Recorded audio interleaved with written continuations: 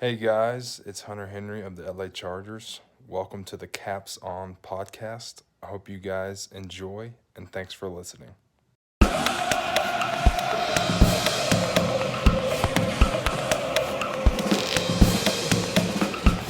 Welcome to the capsON podcast, coming to you from the capital, with your hosts, Nick Tobias, Tyler Blumenstick, and Michael Britton.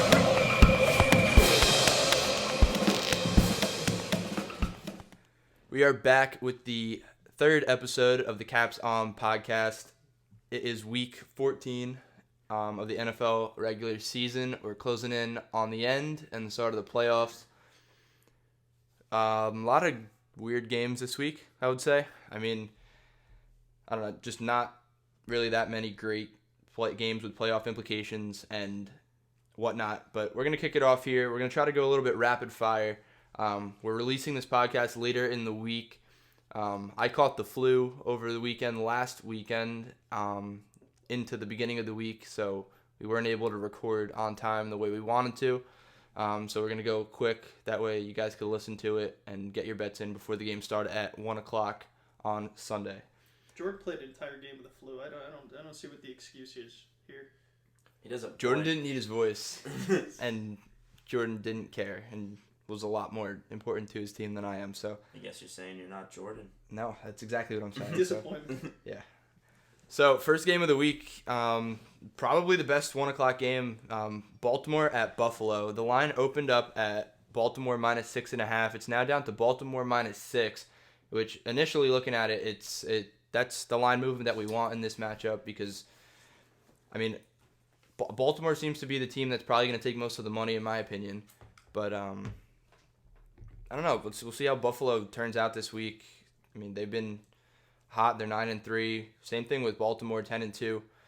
But I don't know. I'm curious to see how good this Buffalo defense is. Baltimore's defense as well against Lamar Jackson. See if they can slow him down because nobody's had an answer at this point. I think this game is more so if Buffalo's offense can keep pace with Baltimore's offense this game. It's going to be all about Josh Allen. If Josh Allen is the real deal or not, this is going to be the game. But I think Baltimore minus 6 is an easy one in this game. Yeah, I gotta agree with that. Baltimore minus 6 for sure. This is like you said, the test for Josh Allen. I think it might be a little close in the beginning, and then the Ravens start to pull apart towards the end. Ravens minus 6. Buffalo's defense is good, but I think Lamar Jackson has just been that much. He's the MVP in the league, and it's not even a debate at this point. Like I said, Buffalo's defense is good, but I don't think they can hold. Lamar Jackson. Easy. All right, so we should all agree on the Ravens minus 6. Yeah, the line looks like it's moving down, so I'm hoping that it just keeps going, and then we could take this maybe under the number of 6. If we can get it at 5.5, I think that's ideal. But I don't think it's going to be necessary. I could see Buffalo losing this game by 10 points or more, just on the sole factor of Lamar Jackson being an X factor and being that guy. So anyway, moving on. Our next game is Washington at Green Bay. The line is Green Bay minus 13 at home in Lambeau. Another one of those games where it's a team with superstars like Aaron Rodgers against a new rookie quarterback in Dwayne Haskins who just hasn't shown anything all year. The line is high, so it might shoo a few people away. The over-under set at 41.5. My gut's telling me Green Bay minus 13, but I just don't know if that's something that I want to touch. So personally, I would stay away from it. Even in Lambeau, I know the Green Bay played the Giants to what was the score of that game? I don't know. It was around 13, a little bit more. The Giants lost by 5. I think it was like. It was that close? Yeah. I don't know if it was that close. All right, last week the Packers beat the Giants 31-13. Oh, never mind. I was at the game. I was drinking. Must have forgot. Sorry. It's cold. It snowed. It was cold. Another one of those Giants games to forget. But this is a game where I can't leave the points on the table. I think the game's going to be slow. I don't think there's going to be much action going on. double-digit dogs at home. I mean, screw it. Yeah, I'm taking Green Bay on this minus 13. I think Redskins are going to come out thinking they have a chance. Green Bay's going to go up early. They're going to get discouraged. There's going to be some miscommunication between Dwayne Haskins and his offensive line. I think Green Bay has this, and it's going to be a blowout. Turn it off after halfway through the second quarter. 13 points is a lot of points. A lot of points. A lot of points. Especially on the road, it's tough. I've been riding Miami in similar situations, but I just don't think I see it from Washington. Their playoff hopes are still alive, but I think that's where Green Bay is where that goes to die. So Green Bay is the pick here. So another squad agreement there. Green Bay minus 13 or stay away. No, listen, I like Skins plus 13. Skins plus 13. Oh, you said home dogs, which didn't make much sense. So Why? because Washington's Green at Bay's home. at no, home. it's Green Bay's at home. Oh. Yeah. All right. Still riding that Road- plus 13. Packers minus 13. Packers. I thought they were away. Packers minus 13. Yeah. So moving on, we have the Broncos playing in Houston against the Texans. The line opened at Houston minus 8. It's now at Houston minus 9. Similar line movement with the under over. It opened at 41.5, moved up a point to 42.5. Public and Sharps clearly on Houston, moving that line up. I don't know. This game is a little weird because Denver just got Drew Lock last week. He played pretty well. I just don't know how good Denver's defense is. Like, I know Von Miller's out, so that definitely takes a huge hit. Denver's not a great football team. Houston beat New England last week on, what was it, Monday night? Yeah, it was a Monday night game. No, that was last week. That was a couple Yeah, that was weeks ago, I thought. no, that was Monday. Last week. Yeah, they beat him 28-22. They let New England crawl back into the game, but that's just not something that I think is going to happen this week. Houston minus 9 is my pick. Even the over. I mean, Houston's defense played well against the Patriots last week, but Tom Brady and the Patriots offense looked out of sorts, in my opinion. They easily could have won that game if they started off a little bit hotter. But then again, you can't go around making predictions like that because they didn't go out and play. They didn't execute. But Houston's defense still isn't good, so Yeah.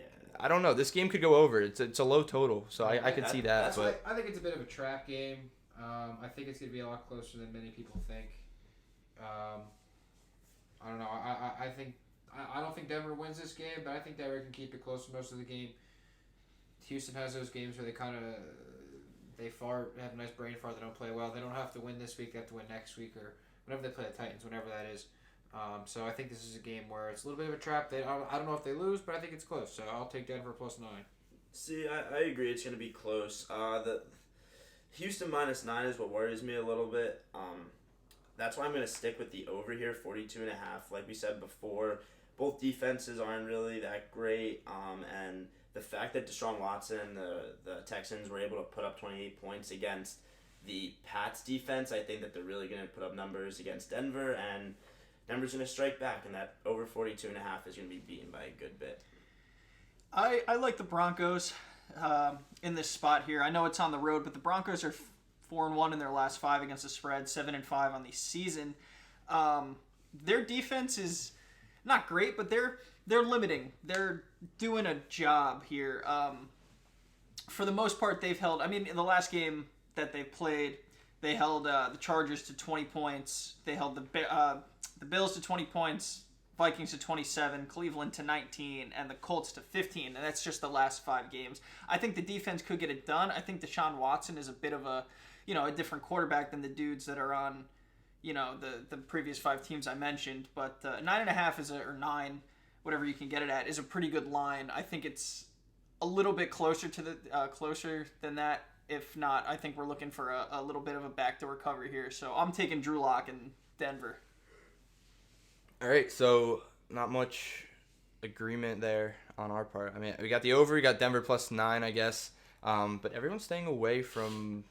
We do have agreement. Everybody is pretty much staying away from Houston, although they should win that game. Moving on, we have another good game at 1 o'clock. San Francisco at New Orleans playing the Saints. This is interesting. We got, I believe, 2 10-2 teams. Yep, and San Francisco is on not a skid, but they've been 2-2 in their last 4. They lost at Baltimore last week. I guess Baltimore didn't play New England last week. Oh no, Houston played New England last week. So San Francisco is. It opened at the Saints minus 3.5. It's now down to Saints minus 2.5. So San Francisco is getting much of the early betting action on this one. The under-over was set at 45. It's now down to 44.5. So a little bit of movement, but not too much. I like this game because I think it's within a field goal. It's a good game to bet on. Not a crazy spread at all by any means. I'm personally not too high on San Francisco. I haven't been even when they started out at 8-0. I don't know. They just don't they have a good defense, but I'm just not too high on that offense. And you look on the other side of the ball in this game, and you have New Orleans, who has an explosive offense and the ability to put up points. Even though Drew Brees has not necessarily been himself this year, they still have Kamara. They have Latavius Murray. That's a nice little two-headed monster back there. Drew Brees is a future Hall of Famer. And Michael Thomas, who I think is the best receiver in the league. They have enough to overcome San Francisco's defense, and this line is low enough. And I'm not taking the bait here on San Francisco plus 2.5 or whatever this is going to go off at 1 o'clock on Sunday. I don't know. I'm not going to take the bait, which is what Vegas thinks that everybody is going to go for. And that's what the line movement indicates at this moment. So my pick is New Orleans minus 2.5. If you can get that under a field goal, then take it. Yeah, I mean, this is a tough game for me to bet. I think it can go one. I mean, obviously, it can go one of two ways. I'm not too comfortable putting my money on anything here, but I would trust Drew Brees when it comes down to it. So I think it's going to be a back and forth game all year. I'll just take New Orleans minus 2.5, minus 3, whatever it is. And it's going to be an ugly game. I prefer not to touch it, but if I had to, that's what I would roll with. Yeah, I mean, you guys pretty much touched on all the points. I know San Fran has a good defense, but like you said, Stick, I just don't trust that offense. I don't trust in Jimmy G, especially with Drew Brees. He's hungry. He's a veteran, seasoned guy, and they have too many like lethal attacks on offense. I'm gonna go with Saints minus 2.5. I'm gonna take San Francisco plus 2.5. I think they straight up win this game, even if it's in New Orleans. I think San Francisco has an ability to get after the quarterback like no other, and they've spent the first round draft picks year after year on those elite pass rushers. So they should be able to get to Drew Brees, and Drew Brees isn't going to murder you with his legs. He might get like 3 or 4 every once in a while, but if you can get to him consistently, you're going to force New Orleans to change their game plan and go, shorter, and you can take those short passes away. I think San Francisco takes this plus 2.5. I wouldn't be surprised if they went outright. Nick, you said there's one of two ways this can go. I could, if you want to throw a prop bet on here, take a tie. I don't know what it's at, but I don't recommend it. But yeah, I guess there are three possible outcomes. All right, moving on. We have Cincinnati at Cleveland. Cincinnati coming off their first win of the year. They're at 1-11. Cleveland is not meeting expectations. They had a lot of high hopes going into this year. They're at 5-7. The line opened at Cleveland minus 8.5. It's now Cleveland minus 7, so it's getting you under that key number of 7. And I don't know. This is a weird line. Cleveland is definitely head and shoulders above Cincinnati. You just can't trust Cleveland. You can't trust Cleveland. To be a touchdown favorite, I get it. It's in Cleveland. I understand why the line is the way it is, but this is a game I'm staying away from. Andy Dalton won last week against the Jets. The Jets are the Jets. But the thing is, Cleveland is Cleveland. I don't know. A part of me wants to throw a small bet on Cincinnati plus 7, but I'm staying away from this completely. The under-over is set at 42.5. I think better plays on one of those. I'm staying away as a whole. But if you want to play this game, I think playing the total is it. I think Cincy plus 7 is easy. Do you think there's any carryover from this whole Odell Beckham speculation that he might not be happy? Do you think that's carrying over to any of the locker room? Do you think there's anything in the locker room that they might be looking past this game? Well, he tweeted. Not even if he causes the issues. If somebody, in that locker room is causing the issues or somebody in the media is causing those issues. Do you think that has any carryover and they're just looking straight past Cincinnati? I think people are trying to make stories up here, and Odell, like, obviously it kind of hits close to the heart because we had him and we dealt with these issues in media fabricating stories or not fabricating stories, whichever way you want to look at it. But Odell tweeted, I believe it was a day or two ago, late in the week, that like to stop making up stories. Basically, like he's happy in Cleveland. He's just a little bit frustrated because they haven't met. Happy. Yeah, but he said like we're not meeting expectations. You can't expect me to be completely okay with the way the season has gone.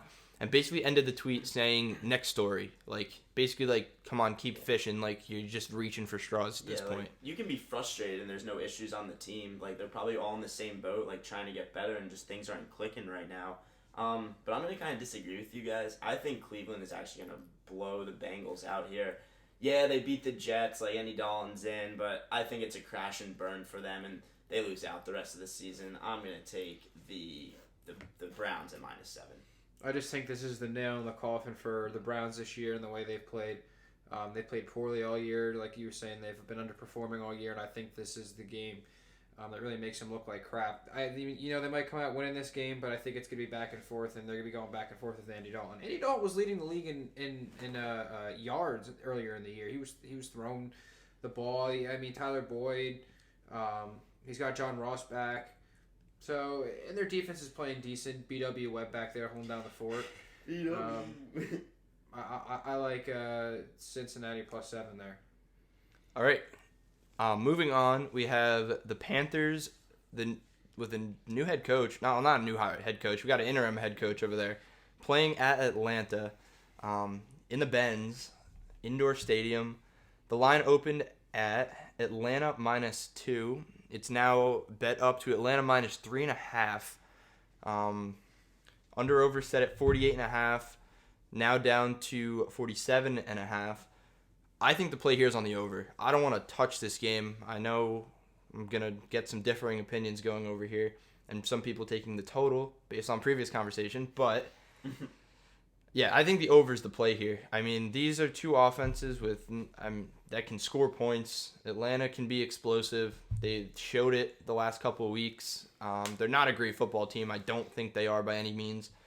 And neither is Carolina, but they have the pieces to score points, and they've shown that. So I'm going to go over on this one.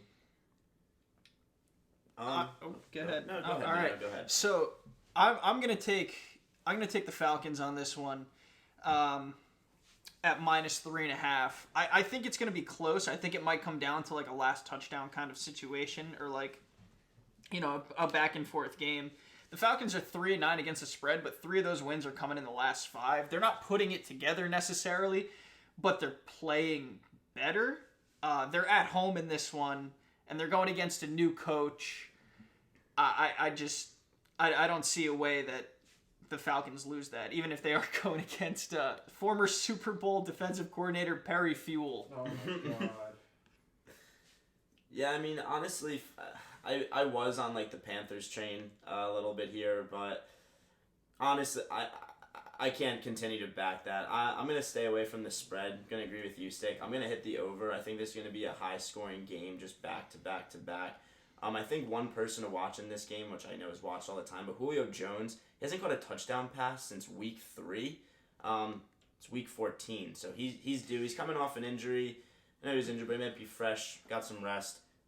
Over at 47.5. That's Julio Jones, though. He just doesn't catch touchdowns. Whether it was whoever's calling the plays now or Sarkisian last year or 2 years ago, they just don't know how to get him the ball like when it matters. They can get him 7 receptions for 150 yards, but if you're not getting the touchdown, if you're not getting your best player the ball in the end zone, you're not going to put up points. And I like the over. I think it's going to go back and forth, but I think it depends on whether or not Matt Ryan can get Julio Jones. Well, I think the Falcons have they're getting Julio back. They're supposed to have Austin Hooper back, and they're supposed to have Devontae Freeman back.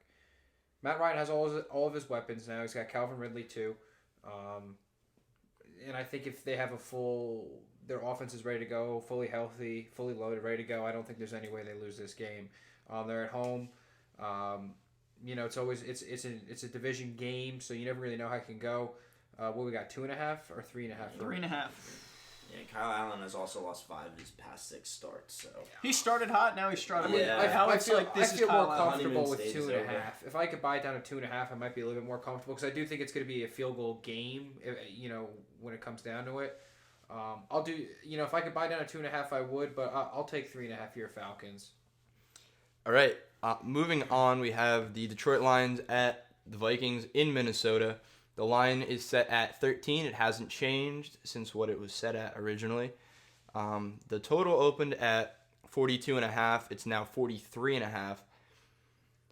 David Blau, baby. Is he starting? Yeah. Okay. Yeah, it's the David Blau show now. Okay. From what I saw on Thanksgiving, I don't totally hate the guy. Like, I think he can play. He doesn't look like a rattled quarterback thrown into this terrible He didn't in situation. that first half. The second half No. of the game, he Well, kind of. I think the Bears crashed back adjusted. down to earth. The Bears adjusted. You can't expect him to have a superstar performance against the Bears.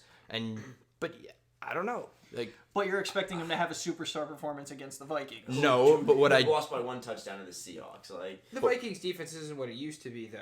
But They're still very- it's David they're still Blau. very He's an good, undrafted yeah, free like agent. he might have had a good game. It's also Thanksgiving game, a little more morale going. It's 13 points, and that's the number. I hate double digits, and it's another divisional game. Divisional games are stupid. It's like the Giants. Whenever the Giants are playing a divisional game, and the Eagles are significantly better than them, the Cowboys are significantly better than them, they always put up a fight. Well, maybe not always, but you never know. Interdivisional games, it makes it tougher. Oh God. I'm not expecting Detroit to win this game. No, But but you're saying like the no. 13 is. I would take the 13 points, and if Yeah. you're running a teaser, this is definitely a candidate to throw that in there, because if you can get this up in a 6-point teaser to 19 points, and you can just, cover your ass a little bit, Yeah. this is it. Like, Yeah. I don't know, it's a divisional game, so, and That's what I I'm saw a saying. stat that I think it was like somebody threw that out there. I don't remember who it was, but 70 to 80% of NFL games fall within a touchdown. You're getting 2 here. In a divisional game, Minnesota doesn't necessarily impress me, and if Detroit's defense can bend and not break, I think this game can stay within that range. Kirk Cousins can go from a near MVP candidate to why is this dude getting paid all that money in the matter of literally like a series. Hey, it's not a primetime game though. It's not a primetime game, but it's still Kirk Cousins. Yeah. The guy doesn't change. The Minnesota Vikings are 5-0 straight up at home. They're 7-1 as favorites, but they're 1-4 against the spread in the last 5 games, and I think that's a product of the teams they're playing. They're playing Seattle. They're playing Denver. Although that Denver game, they kind of gave them a little bit of a run for their money. Minnesota had to come back in that game, but prior to that, it was Dallas and Kansas City. 14.5 is a lot of points, or 14, whatever or 13, whatever it's going to end up at. That's a lot of points. 14 on FanDuel? No, I have 13 on I FanDuel. was gonna say 14 is a lot. It's a lot of points. points, and you're getting 2 touchdowns here. And Dalvin Cook is going to play, but was obviously shaken up at the end of that game, in the middle of that game last week. Why push him? I think 13. Detroit plus 13 is the way to go. I don't love it, but it's I can't leave those points. almost 2 touchdowns. David Blow is going to blow. David Blau. Whatever, man. It doesn't matter. Irrelevant. David, cover the spread. Yeah. That's Please. what- Please that's cover in this. the- Please, I think plus 13 too. But I Plus- think it's gonna be like a nail biter. Like, please that 13, please that 13. So we're getting another backdoor cover here, where they're Yeah. down 21, and he throws the garbage time Yep. 4-minute touchdown where it doesn't matter, and they lose by 12 as opposed to lose by Yeah, 19. that's or how something I'm like that. thinking the outcome's I coming feel down you. to this. I feel you. All right, moving on to an ugly game. We got Miami visiting the Jets. Oh, yes. The second meeting of them throughout this season. The line opened at New York -6. It's down to New York -5. The under/over was set at 44. It's now at 46. I don't really know what to make of this game. I personally think that Miami has. Roll Dolphins. No, this isn't my pick. This is not my pick. I'm just saying I think Miami has played better. They're not as bad as the Bengals. I mean, they're a 3-win team at this point. However, I do think they can cover the spread. I do think they can win. I did back the Jets last week in Cincinnati. It was actually my lock of the week, and they just let me down completely. Like, absolutely played like crap. Like, scored 6 points in Cincinnati. Like, I don't know. What are you going to do there? The Jets just aren't a good team. They're not consistent. They won 3 straight. They beat the Giants, the Redskins, and Oakland. 3 bad teams, and then they lost to the worst team in the league. And now they're playing Miami. Now looking at this in the last 5 games, the Jets have a favorable schedule, and they're just not doing it. Like, I'm going to stay away from this game as a whole.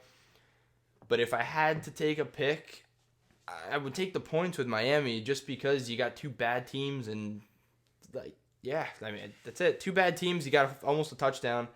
The line's It's dropping. a revenge So game. Ryan Fitzpatrick revenge game. Fitz is a competent quarterback. Like, and Devontae Parker has really blown up the last 3 weeks. I can't leave the 5 points on the board for Miami. 5.5, whatever you want to get it at. I can't leave the 5 on the board. I'm never. And take it early too because it's going to keep dropping. It's the Jets. I can't trust the Jets. It's like the Giants. You can't trust putting money on the Giants. Like the Jets have screwed me over the past 2 weeks when they messed up with Oakland and whoever else the week before. I can't do it. Fitzmagic +5 revenge game. Yeah, you guys pretty much hit on all the points. It's going to be a just ugly game. But, yeah, Miami's hot. I have no faith in the Jets. I'm going Miami -5. Or Miami plus, what is it, -5? Miami +5. Miami won that game outright a few weeks ago, and I'm going to take them at 5.5 there. When everybody at the beginning of the season was finding a friend of Sean McVay, which might, backfire now because the Rams are kind of, whatever now. Everybody's trying to find that offensive guru. Miami went out and picked up Brian Flores from the Patriots as their next coach. And he has kind of, I don't know if he's installing some sort of discipline over there, but I don't think he's coaching with a care. I don't think he's trying to impress anybody. He's not trying to be anything that he's not. And that's not to say that the Sean McVay's friends are, trying to coach an offense that they don't have. Brian Flores literally makes do with what he has, and what he has is nothing, but nothing is working right now. I mean, we saw it with that play on did they get a touchdown or a 2-point conversion off that weird... That was a 2-point That was a 2-point I conversion. thought it was a touchdown. It was a touchdown? Yeah, the dude does not care. The dude is not playing to lose, but he's opening up his entire playbook to try and win a game. They got nothing to At this lose. point. He's giving guys an opportunity to show what they have and see if they should be part of this rebuild, and I like that. And they're a gritty team, and they're going out there. They They're have not some heart now. tank I for like Tua was a thing, and they're They clearly should have not. kept Josh Rosen in if they wanted to lose games. Ryan Fitzpatrick is good for at least 3 wins a season, and that's not going to get you the first round pick. So I'm going with Miami +5.5 here. Yes, sir. Alrighty. Jamal Adams is most likely to not play. I don't think he's playing. I think he's out. He's not Yeah, playing. he's Le'Veon Bell is also ruled out. Oh, So Miami. I don't know who we're looking at here on the Jets to make plays, but I gotta do that right now. Miami +5.5. Was Yeah. that Yeah, all it was- around? it was a All consensus all pick. aboard The all Dolphin train. aboard. All aboard the Dolphins No train. Dolphins It's an playing Adam this Gase week. revenge game too, but Adam Gase is a You know what? psychopath. Yeah. It's gonna take 2 smelling salts before the game. Yeah. All right, moving on. We have Indianapolis visiting Tampa Bay in Florida. Tampa Bay -3. The line hasn't changed. The totals opened up at 49. It's now 47. Two teams hovering around 500. I don't really know what to make of it. Bruce Arians actually said, he addressed the quarterback situation with Jameis and his play and said he's not making a decision until after December.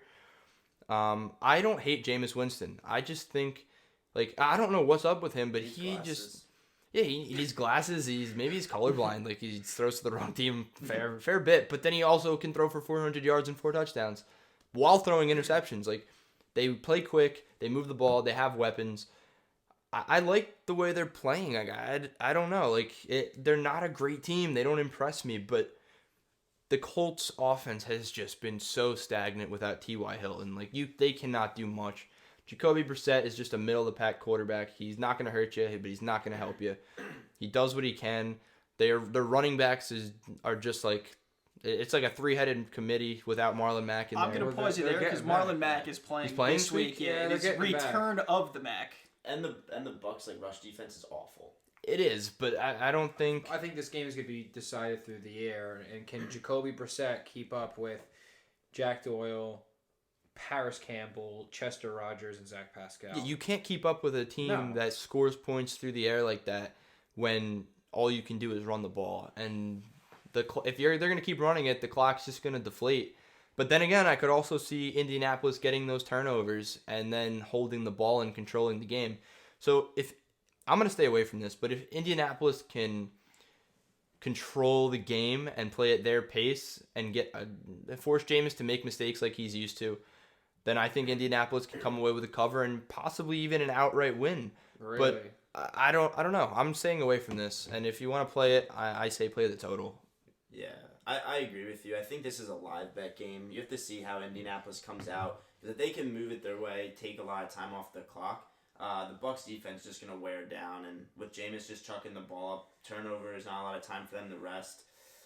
I got to agree with you on this one, Stick. I think I'm going to even just go crazy on this one and go Colts money line at plus 152. I think they could do it. I don't think the Bucks have it in them. I like Jameis. He helped me out last week. And I think that, yes, he's turnover happy. And he could throw 2 interceptions, but he could also throw for 400 yards and 4 touchdowns, and they can win the football game. I think it's going to be a battle of the offenses. I think that Tampa Bay pushes out front early, and Indianapolis has to keep up. And I'm not sure if Indianapolis can keep up. I'd be stupid to not take Tampa Bay here, home -3. What do you think? So I'm going to rain on your parade a little bit here. Tampa Bay's 0-5 against the spread at home. I'll bring an umbrella. Okay. If you're gonna rain on my parade, I'll bring an umbrella. I'm going Indy here. I don't see why the Bucks are favorited in this game. I don't like Jameis Winston. I wear glasses. I can do what Jameis Winston does without my glasses. Well, that's the point. He doesn't have glasses, which is why he's doing what he's doing. Well, did he get glasses? No. Jameis should play with rec specs. I think that would be sick. That would be hilarious. I thought I would look. But he's definitely not eating W's this year. I'm telling you that. No, I mean, I think Indy's the better team. Indy's playing for something. They're 6-6, and even though they're not, they're in the hunt still at 500. I think they come away. I think they come away with an outright win. And plus 152 is a pretty good number here. Money line. Money line. The money line. All right. Line with the monies, baby. Moving on, we have the Chargers visiting Jacksonville. Oh, God. I'm sick of the LA. I'm sick of the Chargers. The Chargers can't cover spreads for shit. It's true. Anyway, Minshew mania this week. I mean, I don't know if that's necessarily. Yeah, they're 3-7 against the spread. 3-7-2 against the spread. You can't trust them. Jacksonville's Minshew 5-7 against the spread. Minshew mania. The LA push Chargers. What is it? We have the line? Chargers. It 3? opened at -2.5. It's now at -3. So the early money is on LA, which I agree with. I think they're a much better team than their record, and even against the spread shows they have weapons. And Phillip Rivers is really the only thing holding that offense back right now, and injuries to their offensive line. But anyway, I don't know, with Melvin Gordon, Austin Eckler, you have Mike Williams, you got Keenan Allen, you got Hunter Henry. By the way, we got our surprise this week. So you would have heard, if you're listening at this point, you would have already heard it. So I hope you enjoy that. I think it's a cool little spice up to the podcast. But anyway, the total was opened at 43. It's now down to 42.5. This is a game I'm going to stay away from, but I still think the Chargers are better than they look, and I would lay the field goal with LA going to Jacksonville. But yeah, then again, I would stay away because Minshew mania. You never know what you're gonna get. I think Minshew's gonna come out because he wants a starting spot. I mean, why wouldn't you? He was able to grab the nation's heart by storm with his stash. I can't trust the Chargers anymore. They've screwed me over plenty of times in parlays straight up. Jacksonville +3 at home. I'll take the home dogs. Maybe they don't win, but I'd probably try to tease that up a little bit. Maybe throw that in a teaser with the lines with +13. Get by 6.5 points maybe. But I think Jacksonville makes it a game here. I think they come out firing. They want to make Can they make a playoff push? What's their record? Nah, No. I don't think so. No. All right, well, they're fighting for respect. I think they're 5-7. They're fighting for respect. They're If they- 4-8. If they come out in the black jerseys, then it's a lock. See that I could get behind. I could Yeah, definitely that- get behind that. Look good, play good. Jags +3. What do you got, Mike? Yeah, you guys touched on it all pretty much. I don't even. I'm definitely staying away from this. I am gonna take the Jags. I think Minshew is coming out trying to prove himself. I mean, I think this will be another nail biter. You'll have the classic Phillip Rivers driving the field late, hopefully throwing a pick for that spread to still cover. I'm taking Jags +3. I feel like every time I watch Phil Rivers, he's Garbage. down 7 or down 3, and Every he gets the time. ball on like the He does the 15-yard whole- line, and he'll go like The whole field. 30, and he'll go like 55 yards, and then just throw a For a pick in the end zone Well, that's what for he did nothing. against Oakland. Exactly. I feel like that's every time I I've can't watched trust him. it. I cannot trust it. So Yeah. I'm gonna take the Chargers. Yeah. I'm gonna take the Chargers. No, all that build up just to take the Chargers.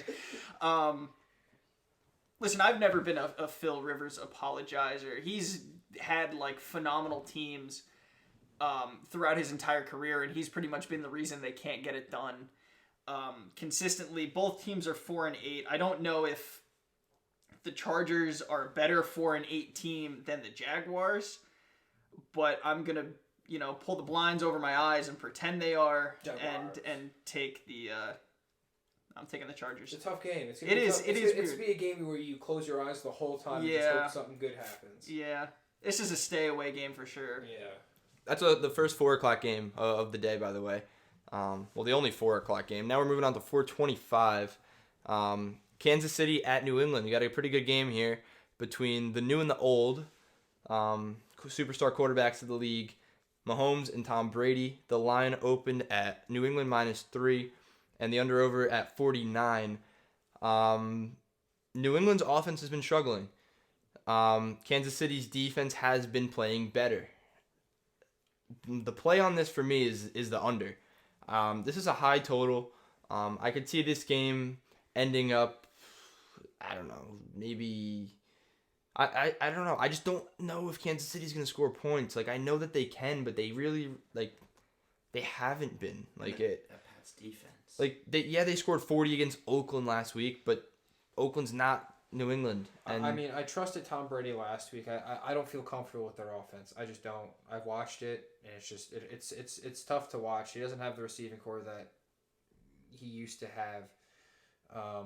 I think Kansas City is going to go into Foxborough and win the game. Patrick Mahomes also doesn't look great since coming back from his injury. He just doesn't they put up a sneaky 40 points. He did not look great. His first half, it was painful to watch, and I almost felt bad for the guy. He was throwing balls at people's feet. Wasn't able to create plays. He looked frustrated. But he's still Patrick Mahomes. I don't know. I could see this flying over the total, but my play is going to be under. He's not the same quarterback that he was last year, but it's nearly impossible to be the same quarterback that he was last year. You get another 20 some odd game, or 16, what are we at now, 14? You get another 30 games on the dude. You have tape to go off now, and it's almost impossible to still game plan for him. With that said, Bill Belichick is the best game planner in the league.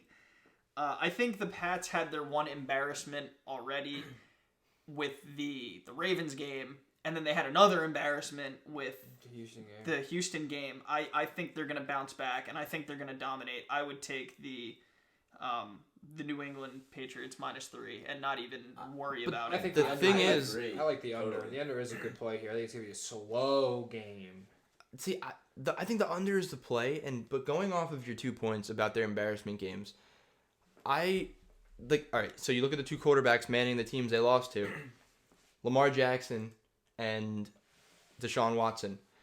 Now you look at the quarterback against them again this week, it's a guy that is grouped into the same category of being a playmaker and being able to use his legs, although he doesn't use them as much as Deshaun Watson or Lamar Jackson. He doesn't have to get out of the pocket to make. He doesn't have to, but the thing is that he can. And we've seen that the quarterbacks with the ability to run and use their legs and make plays and extend plays have hurt the Patriots and have exposed their defense. So I don't know, but Just a point. I don't know necessarily what weight that holds, but it's. I'm gonna play devil's I don't advocate know. with you and just say like the two guys that beat him already, Mahomes and Jackson, right?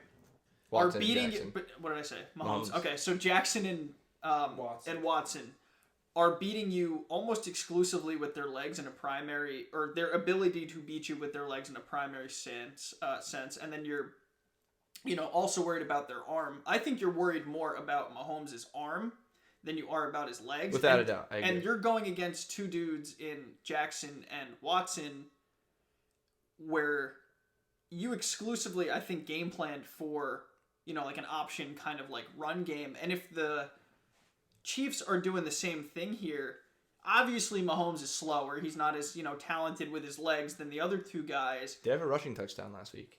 Sure, but it's almost easier to let Mahomes beat you with his legs than it is to let the other two guys I agree. go. Do you know what I mean? Yeah, absolutely. No, I agree with that. I'm just playing devil's advocate as well, and I just still think the under's the play, and it's going to be a slow game. I think both quarterbacks are going to stay in the pocket, but Mahomes has the ability to get out and create plays, so it's a possibility.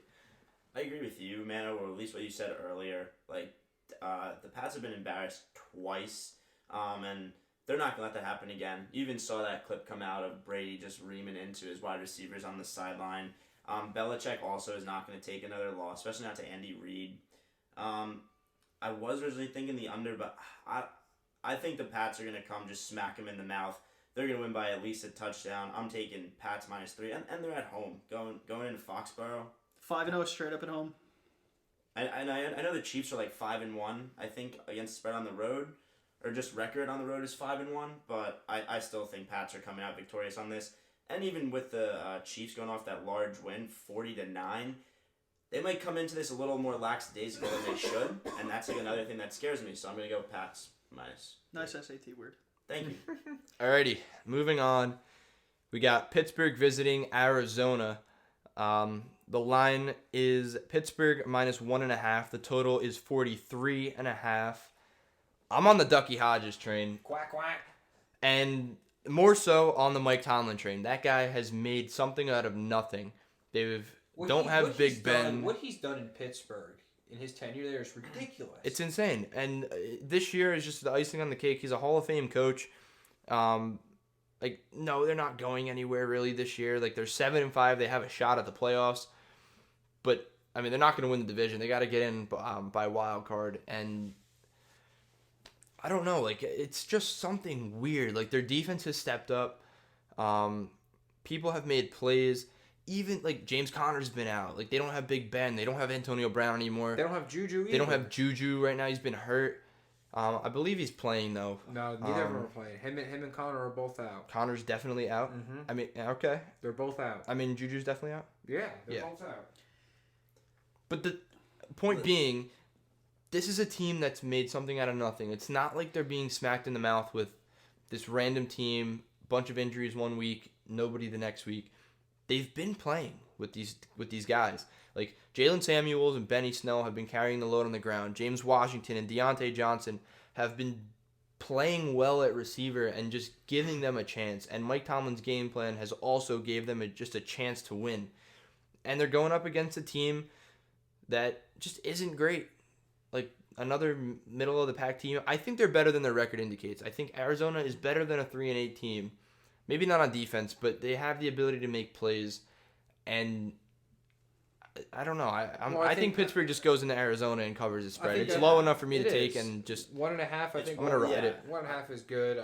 I just can't trust Arizona's defense. Their defense has been bad. Yeah, I agree. I think Arizona is a little bit of a better team than the record shows. But one thing too is Hodges. He's a backup, and there's a lot of like backups or second strings out there, and they click. They like do more reps together in practice. They definitely click. And one fun fact I want to drop here is the blue-winged teal duck is native to Arizona. So ducks going in there dropping some calls. They're gonna cover the spread -1.5. Yeah, I like -1.5 too. I'm not a big fan of they're better than their record says there are. I think it was Bill Parcells who said you are what your record says you are. Bill Parcells is a great coach. Mike Tomlin's a great coach. There's no reason this should be 1.5. This should be 5, I would think. I'm taking the Steelers. Yeah, minus 1.5. You can't not right. The Steelers' defense too has been unreal. They got Minkah Fitzpatrick, and it turned around. Like normally, you turn around when you get like a linebacker or like a safety, somebody in you know. Minkah Fitzpatrick is a safety. He's a cornerback. They put him at corner. They have him at safety, I thought. Well, they might put him all around. Yeah, but who cares where they put him at this point? He plays playmaker for that. He is playmaker. And Arizona is also 1-4 and 1 at home. Like you can't trust Arizona here. I think Pittsburgh 1.5 is an easy pick here. I love the Yinzers. Shouts to the Pittsburgh natives out there. Zach Welland. I think you'd be stupid to leave, to take Arizona plus 1.5 here. Alrighty. I'll agree. All Yeah, good? yeah. Alrighty. Tennessee at Oakland is the next one. The line opened at Tennessee -3. It's now Tennessee -2.5. The total opened at 46.5. It's now at 47.5.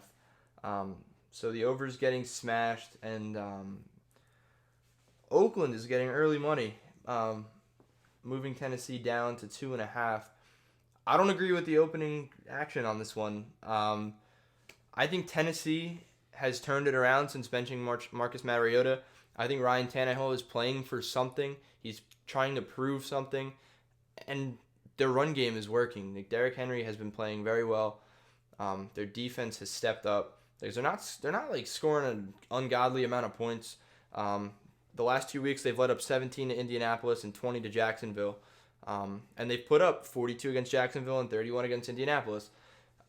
I just think the Raiders are just not running into a buzzsaw here, but I just don't think this is a good matchup for them. Like, Oakland has lost 2 of their last 2. Not that that's a great sample size, but they beat Cincinnati before that, and then they beat the Chargers, who were struggling. They just got smacked at Kansas City, and Kansas City didn't even play that well. That's the thing. Like, you could see it was a 4:00 game on national television, and John Gruden is just licking his lips, like looking so perplexed, like just didn't know what the heck was going on. Like, I just don't think he knows how to handle this team because they're just not good. Like, yeah, he's a good coach, but now I'm starting to question it. Like, I don't know whether he's capable of turning nothing into something like Mike Tomlin is, like we just talked about. Tennessee -3 is my pick and might be my lock of the week. So I like Tennessee. I mean, Tannehill's been something different he's been a breath of fresh air for that Tennessee offense that's been stagnant for the past 2-3 years with Mariota at the helm. Their defense is stout. I do think it gives Derek Carr a rough time, even at home. The Raiders are probably going to be without Josh Jacobs, who's been playing with an ankle injury. He said he got like a fracture in his ankle. He's been playing with it since like week 7 or something like that. Ouch. Yeah, I mean, ouch is right. They're going to be missing. Raiders are missing Trent Brown too. With their starting tackle, so I think that the Tennessee Titans have a field day here on defense. Tennessee -3. I don't think Mike Vrabel gets enough appreciation for what he's been doing in Tennessee. It's low key. It is, and maybe that's just because it's Tennessee and it's the middle of tough market too. Yeah, the state, and it's kind of. I feel like it shouldn't be a tough market. Like, you got Nashville. Like, it's Yeah. literally Nashville. Like, it should not be a problem. They've never been that good, and the Tennessee people aren't going to come out and see an unimpressive Tennessee team. I mean, the nation doesn't want to see an unimpressive Tennessee team that's slow, boring, not fun to watch. No, but I agree with you. I think -2.5 is the pick here. I think Tennessee is playing really well. Mike Vrabel has gotten that defense in line. They're playing phenomenal ball on both sides. And like you said, the Raiders are kind of struggling right now. You might not like 0-2 in the last, 2 is a good number. How about 12 points in the last 2 games? Bad. Yeah, it's. I call that not good. No, they got blown by the Jets. I saw that game with my own 2 eyes, live. I lost a lot of money on that game. Cold, wet. They have been playing uninspiring football. I don't know if. I think John Gruden has shown a lot in his 2 years that he has, the ability to kind of adapt to what a modern NFL is kind of like looking for and kind of what he has to do. I just don't think the consistency is there yet. I don't know if he has the talent on both sides of the ball to stand a chance against maybe not a talented Tennessee team, but they're disciplined as they could be. You know, they're going to be in the right places at the right time. So Tennessee -2.5. Yeah, I agree with you, man. I'm a big John Gruden fan, but after these two blowouts this past week, he doesn't have the players I think that he would need for his full playbook to work out. And with Josh Jacobs potentially, or even maybe fully being out, I think the Raiders are going to try, come out strong. Derrick Henry is just going to run all over them early. And like you said, Tannehill does have a point to prove, so he's not going to back down. I'm taking Titans -2.5. All right, moving on to the Sunday night game. We have Seattle visiting the Rams. The line opened at Seattle -2.5. It's now a pick'em game, so there's a lot of line movement here, almost a full field goal of shift. The total opened at 46.5. It's now 47.5. I don't really like the Rams too much this year. Like I don't think that it's not like they lost talent. Like they went out and got Jalen Ramsey. And it hasn't really helped them out too much. Like, yes, he's a playmaker, one of the best corners in the league. But he just hasn't been doing what everybody expected him to do. But people are seeing this as a bounce-back game for the Rams as they're just taking the 3 points at home, which I understand taking a home dog, especially the Rams against the Seahawks. And the Seahawks defense has been porous. It hasn't held up in years past when they had the Legion of Boom. I don't know. Like we're getting a good number on Seattle now. I don't know if I would have taken them at I would agree with the public if I got to this to bet it earlier in the week. I would probably look at the Rams plus close to a field goal at home and say, hey, maybe. But now that you have Seattle at a pick'em game, I'm gonna just ride the hot hand here, and I think Seattle keeps it going. Like they're playing really good football. They're on a hot streak here. Their running game is a nice two-headed monster with Carson and Penny. I just think it's going to be too much for the Rams to handle. Seattle's offense is just way too explosive. Seattle in a pick'em game is my pick. Yeah, I agree with you. I think the Rams are going to throw the F word out there. They're a little bit of frauds. And especially with Clowney coming back, he's just killing it on Seahawks defense. And Russell Wilson has proved week after week that he's elite. And it's not like they even have a far distance to travel. It's a prime time game. And I see that the Rams, even though they're 10-2 against the spread in their last 12 games against NFC teams. If it was -5.5 the Seahawks, I would be a little bit more worried. But with a -3, I'm gonna take that, and that actually might even be my. It's a pick'em game now. Oh, it's a pick'em game. Okay, well, Seahawks pick'em. There's a lock. What are you thinking, man? I don't know what I want to do here. For some reason, I want to pick the Rams. I want to pick the Rams. I don't know. It's like I feel I just feel like Seattle's been in really close games, and I don't know if their luck keeps.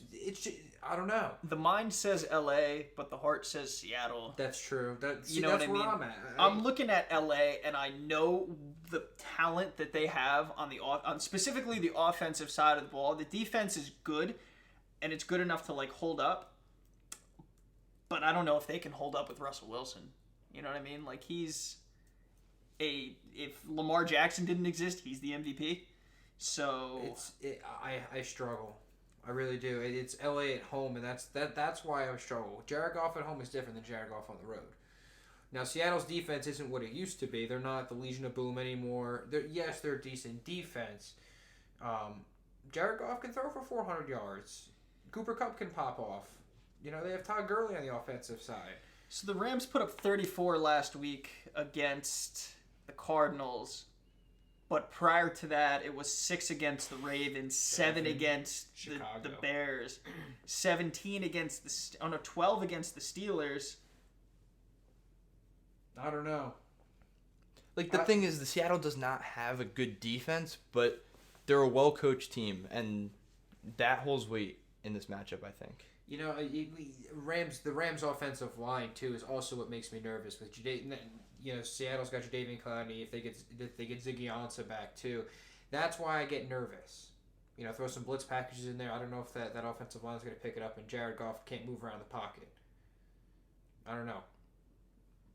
So on the count of 3 here, Nick. All right, you ready? We're gonna drop the pick. I like ready? that. Somebody else Want me to count count it down. off? Yeah, somebody else count down. 3, 2, 1. Seattle. Rams. Wow. I Wow. had to go Rams. I'm I had happy to go that turned Rams. out the way it did. I had to go Rams. I don't know why. Put Alrighty. me under that pressure. That's what's gonna happen. I like So that. we'll see. That was good. I'm not gambling on the game because I don't really want to touch it. But LA Rams, pick them. All right.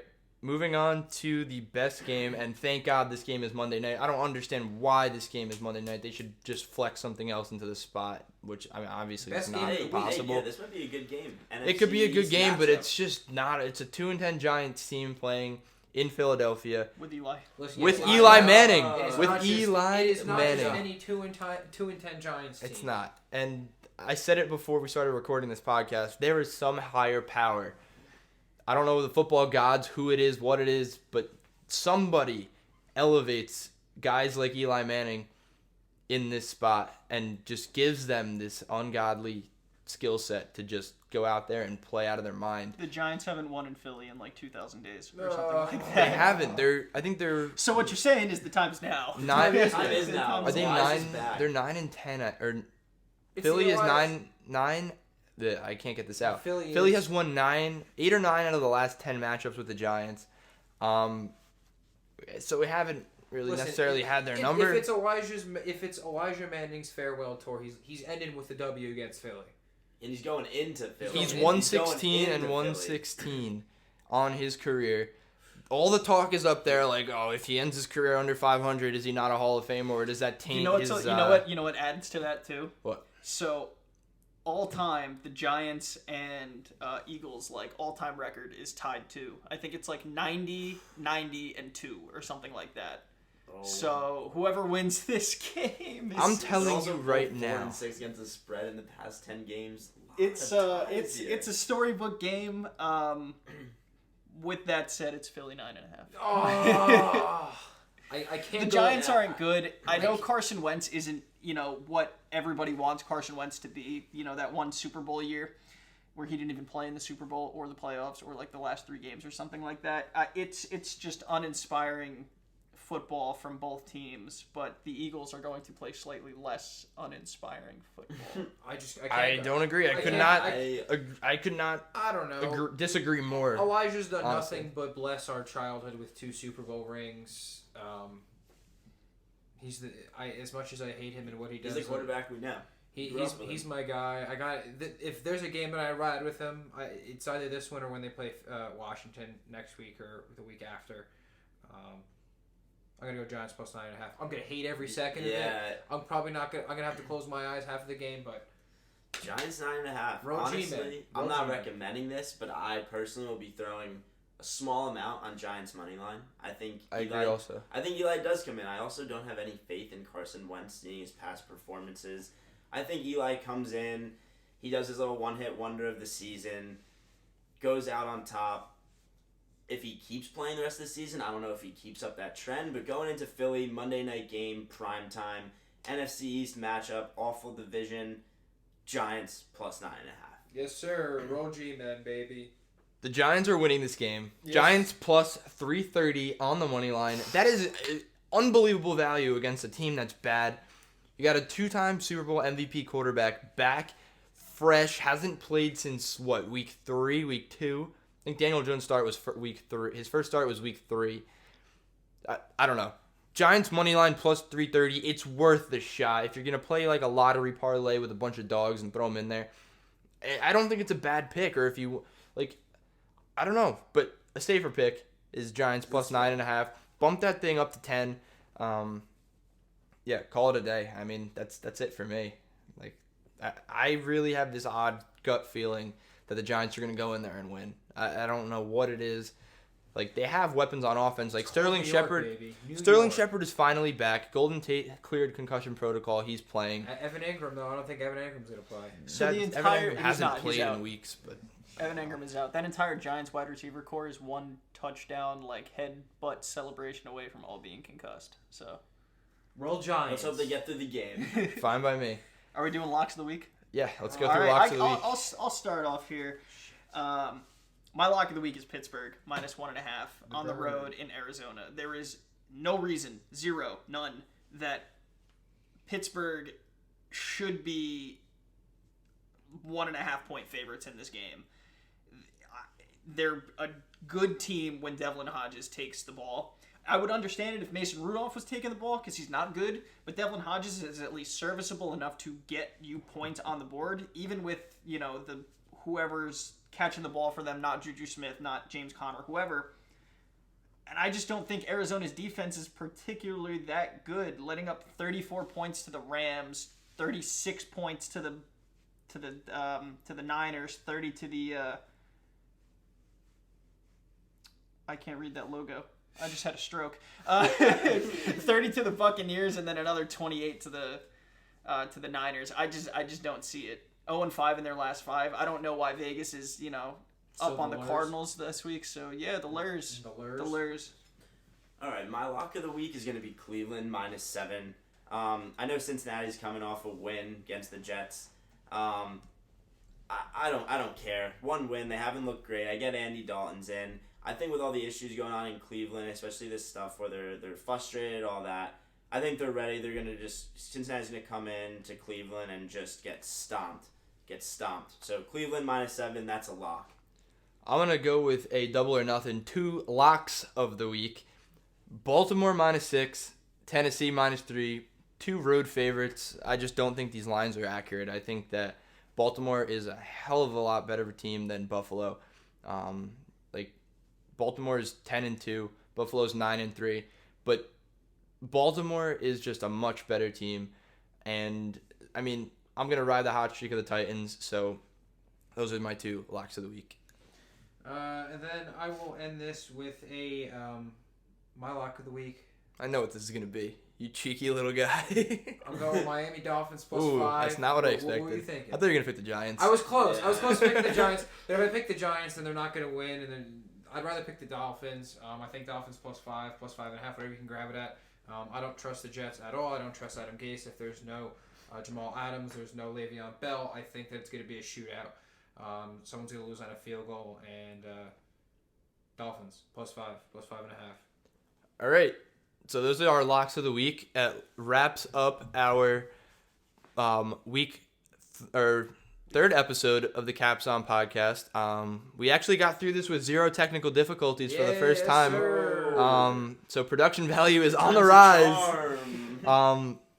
Make sure you guys follow our social media on Twitter at capson_inc, INC.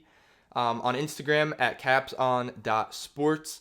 You can listen to the podcast, obviously, on Spotify. We're looking to get it out there on Apple Music, so if you have friends out there who use Apple Podcasts to listen to their podcasts and their music, we'll be coming there soon. Apple Podcasts? I believe you need... Mano, you use Apple Music? Yeah, I use Apple. You have Spotify also, I do though. have Spotify, but I use Apple. I use Apple's built-in podcast app. It's just easier. Gotcha. Interesting. All right, sorry. Anyway, I think you need 3 podcasts to be able to post to Apple Music and submit. So I think we're there at this point. So I think we'll be good. We'll be able to get published on that app as well. So spread the word. I hope you guys enjoyed. And thanks for listening. Good luck in your bets this week. And as always, we'll keep the caps on for you. And let's go Giants. Go Giants.